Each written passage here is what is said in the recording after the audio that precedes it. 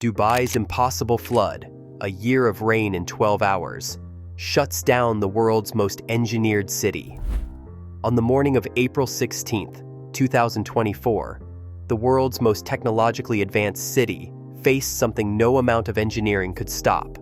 Not a terrorist attack, not a hurricane, not even a winter blizzard, though none of those make sense in the Arabian desert. What came instead was something simpler and more devastating: water. So much water, so fast, that by noon, the streets of Dubai looked like Venice. The airport became a parking lot, and 5 people were dead.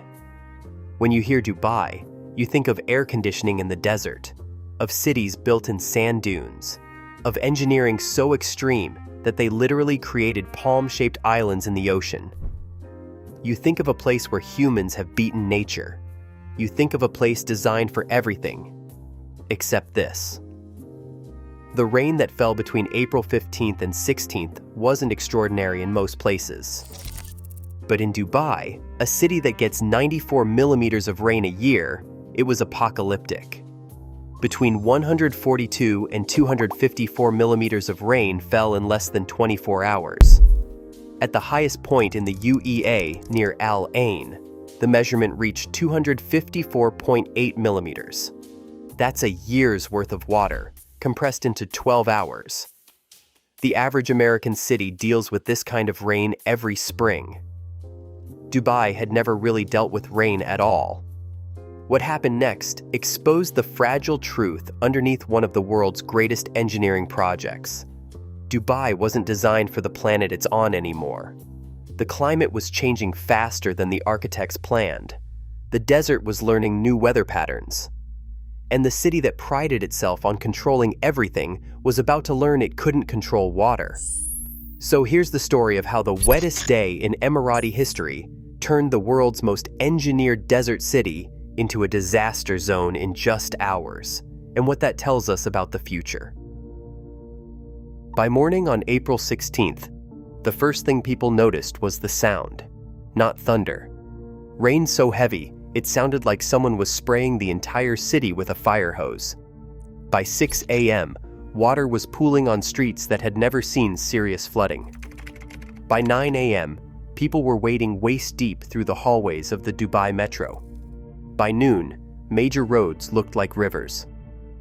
The Sheikh Zayed Road, normally 8 lanes of gleaming asphalt carrying 100,000 cars a day, was transformed into something between a highway and a lake. Cars stalled, buses floated. In some places, visibility dropped to just a few meters because the rain was falling so thick and so fast that it was impossible to see more than a car length ahead. The water wasn't elegant or predictable. It moved in surges. One moment a street was passable, the next it was chest deep. Apartment buildings designed to last 50 years had water seeping into electrical systems. Shopping malls, Dubai Mall, and the Mall of the Emirates had their ground floors turning into swimming pools, while tourists who had paid thousands to visit took refuge on upper levels. At the Dubai metro station, video footage showed people sleeping on floors and stairs because they couldn't leave. One couple described the airport as absolute carnage. They couldn't get a taxi. The stations were full of people stranded, waiting for water to recede or flights to resume. A 9-year-old boy named Ali Hassan, visiting from Bahrain, said something that cut through all the numbers and statistics. "I like to play in the rain, but for the first time it scares me. I had never seen anything like this." When a child from the Arabian Peninsula says rain terrifies them, you've crossed the threshold. The reason water moved so fast and pooled so deep is the same reason Dubai exists at all: the ground. The Dubai municipality had engineered the landscape to support a city of 2 million people in one of the most inhospitable environments on Earth. That engineering was extraordinary for heat and sand. For rain, it was a catastrophe. In the early days of Dubai, when the population was measured in thousands, rainfall was handled by natural percolation. Water would soak into the sandy desert soil. But as Dubai boomed, as skyscrapers rose, as roads were paved, As the city covered the permeable sand with concrete and asphalt, that system died. You cannot percolate water through concrete. The drainage system that did exist was designed for the historical reality of Dubai. Almost no rain.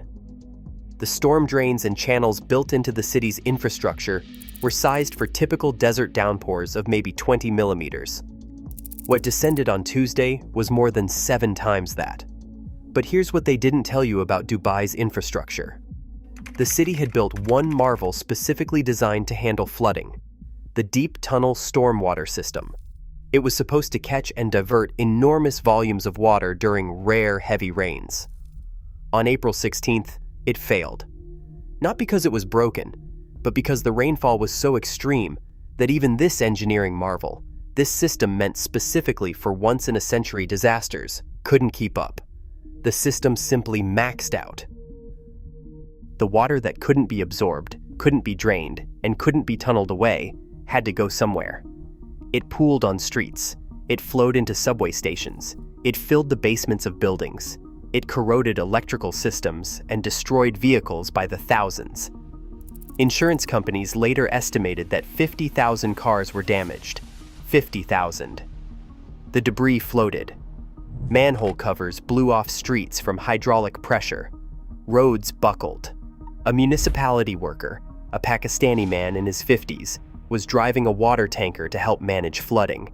His vehicle was swept into a wadi, a dry riverbed that becomes a death trap during flash floods. He drowned. 3 Filipino workers were killed. An elderly Emirati man died when his house flooded. 5 deaths in a city built by humans for humans. 5 people who woke up on April 16th not expecting water to be the thing that killed them. The Dubai International Airport, one of the world's busiest aviation hubs, was paralyzed. Not destroyed, paralyzed. Video footage showed water on the tarmac, water backing up in taxiways, water pooling on runways that are supposed to be completely clear. All operations were halted for about 25 minutes mid-afternoon. Airports can only resume operations when runways are certified dry and safe. Runways weren't safe. In fact, by Wednesday morning, the airport was still flooded. They didn't just cancel a few flights. They canceled or diverted 1,244 flights over 2 days. 1,400 flights. Think about what that means. Thousands of aircraft positioned all over the world with no destination. Emirates Airlines stopped check-in because they had no way to move passengers out of Dubai. People slept in the airport. People slept in metro stations. Some people slept on the streets because their hotels were flooded. For a city that markets itself as a place where everything works, where everything is under control, this was a total systems collapse, not caused by terrorism or war or human error, caused by rain. Then came the conspiracy theory. As soon as the flooding hit, as soon as the scale became clear, rumors spread on social media that the UAE's cloud seeding program had caused it. Cloud seeding is a real thing. The UAE has a cloud seeding program. They've been using it since the 1990s to increase rainfall in their dry summers. So the logic was simple. They seeded clouds, too many clouds formed, and boom, a year's rain fell. The story made sense in the way conspiracy theories do. It was simple. It was visible. Someone must have done this to us. It was also completely wrong. The UAE National Center of Meteorology stated clearly that no cloud seeding had taken place during the storm. And more importantly, meteorologists across the world came out with a message that was almost bored in its certainty. Cloud seeding didn't cause this, couldn't cause this. Ryan Mao, former chief scientist of the U.S. National Oceanic and Atmospheric Administration, put it plainly: it's most certainly not cloud seeding. He explained that the atmospheric forces involved in a storm of this scale are incomprehensibly massive. Cloud seeding, he noted, operates at a scale so tiny compared to the weather system that it's like trying to divert a river with a spoon. It's maybe a little bit of a human conceit, Mao said, that we can control the weather. But when it comes to controlling individual rainstorms, we are not anywhere close to that. The meteorological community was clear. This wasn't engineered. This was climate. The storm system itself was what meteorologists call a mesoscale convective system, a series of medium-sized thunderstorms that form when heat pulls moisture up from the ocean into the atmosphere. In the Arabian Peninsula, with ocean temperatures warming faster than the global average, these systems are becoming more intense. The same heat that makes Dubai's summers unbearable was literally pulling moisture out of the Indian Ocean, lofting it into the upper atmosphere, and when it collided with cooler air, it produced rain with a ferocity the region had never recorded. Computer models had forecasted this rain 6 days before it fell. 6 days. Meteorologists knew something big was coming. They issued warnings, but the magnitude, the sheer, impossible volume, didn't become clear until it was falling.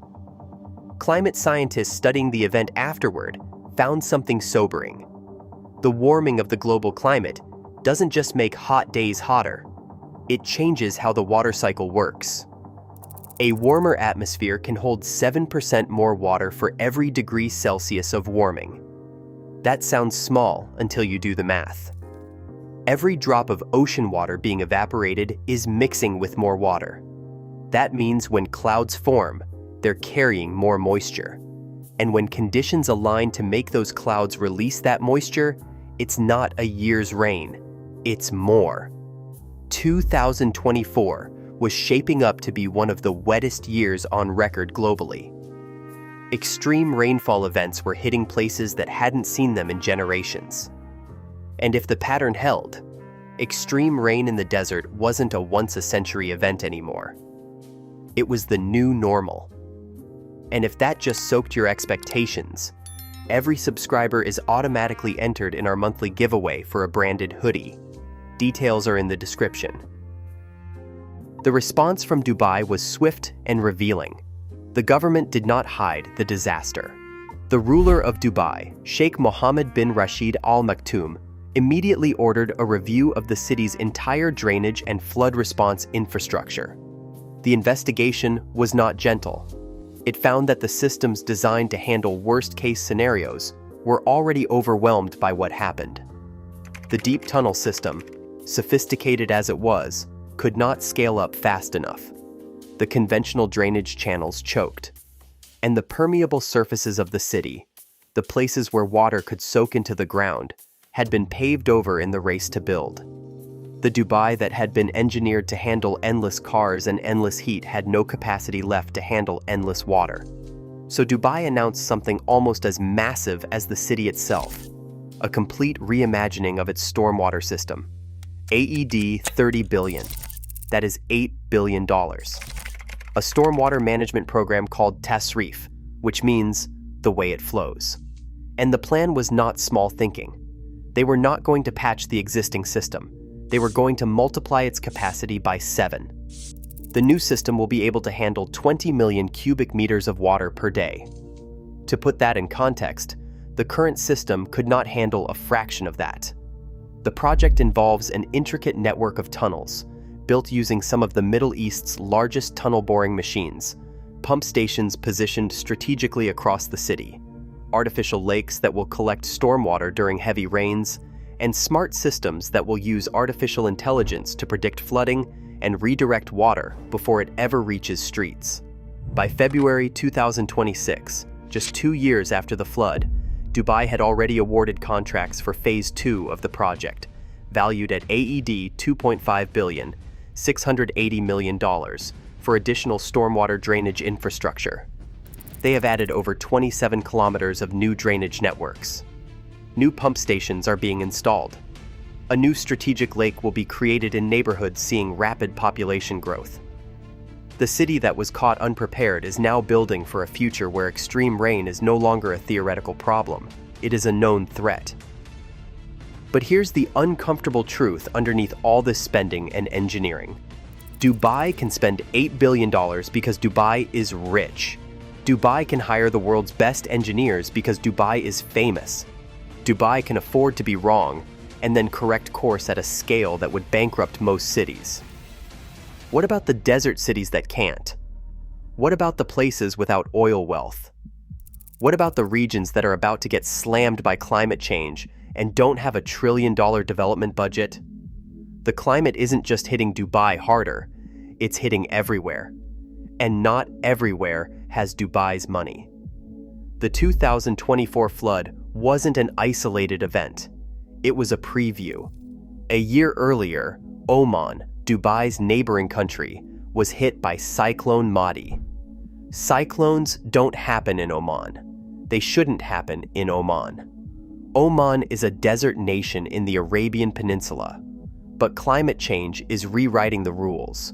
Water that should stay in the tropics is moving toward the poles. Heat that should stay in the summer is leaking into the winter. Rainfall that should skip the deserts is coming down there anyway. And when it does, cities built for the old climate are going to drown. The story of Dubai's flood is the story of every engineered city on Earth. We build based on past data. We say, this is what weather has been, we'll design for that. But the climate isn't the past anymore. It's not even the present. It's racing toward a future that looks like nothing in the historical record. Dubai's engineers did an extraordinary job designing a city for the climate of the previous 100 years.